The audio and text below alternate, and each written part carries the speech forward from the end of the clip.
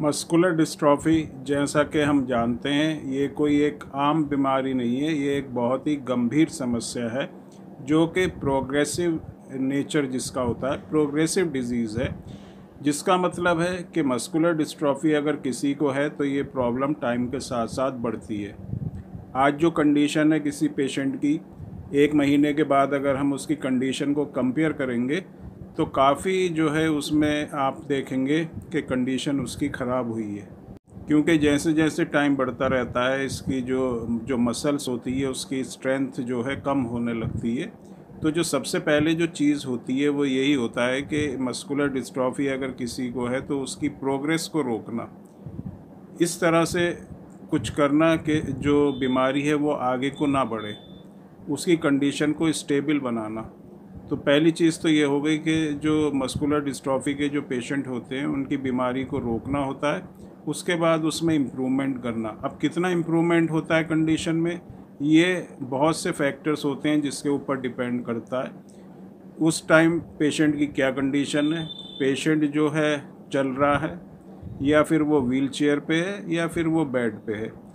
कभी कभी कंडीशन इतनी ख़राब हो जाती है कि बिल्कुल बेड पे जो है पेशेंट आ जाता है और वो जो है अपने हिल भी नहीं सकता, उसको इधर उधर करने के लिए भी सपोर्ट की ज़रूरत होती है। कुछ ऐसे होते हैं जैसे डीएमडी के जो बच्चे होते हैं, इनिशियल के स्टेज होती है तो चलते फिरते रहते हैं, बैठ के उठने में प्रॉब्लम होगी उनको, सीढ़ी चढ़ने में प्रॉब्लम होगी, ऊंचा नीचा जहाँ पर होगा वहाँ पर प्रॉब्लम होगी। बाकी अगर वो चलने लगेंगे तो चलते रहते हैं, भागते भी हैं, साइकिलिंग भी करते हैं, ये सब कंडीशन उसमें रहती है। लेकिन जैसे जैसे टाइम बढ़ता रहता है कंडीशन उनकी ख़राब होने लगती है। तो पहली चीज़ जो होती है वो कंडीशन को स्टेबल बना के रखना, जैसी कंडीशन है वैसी कंडीशन रखना।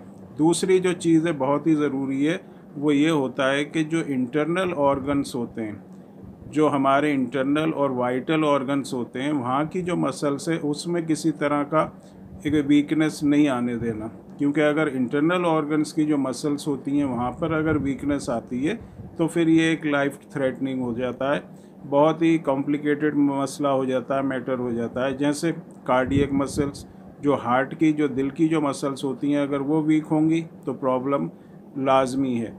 उसके बाद जो है अगर लंग्स जो होते हैं, जो हमारे फेफड़े होते हैं, वहाँ की मसल्स जो हैं अगर वो वीक होंगी तो प्रॉब्लम होगी।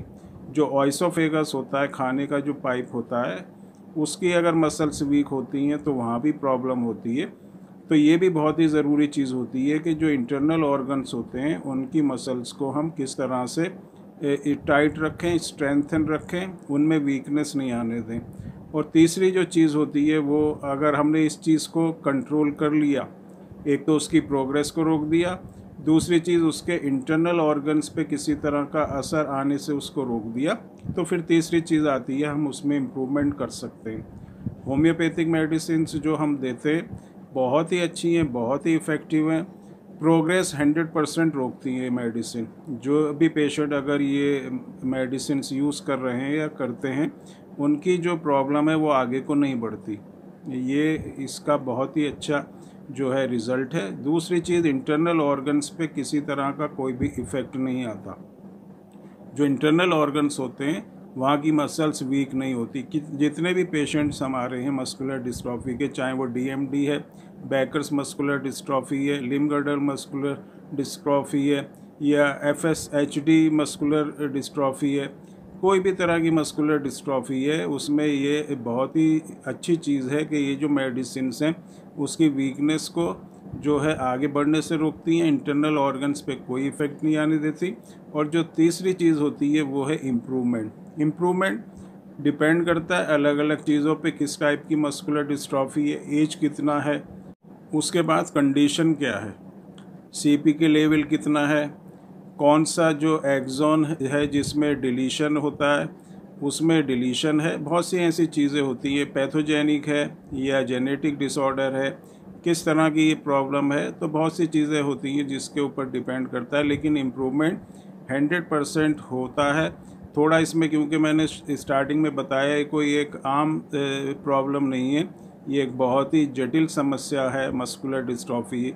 तो इसका जो इम्प्रूवमेंट है उसमें जो है आहिस्ता आहिस्ता इम्प्रूवमेंट होगा।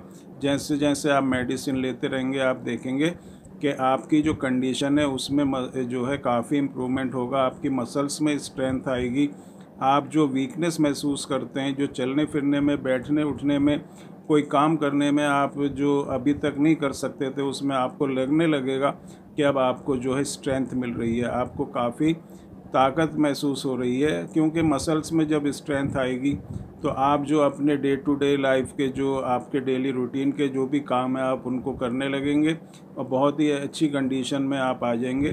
तो ये मेडिसिन्स बहुत ही इफ़ेक्टिव हैं।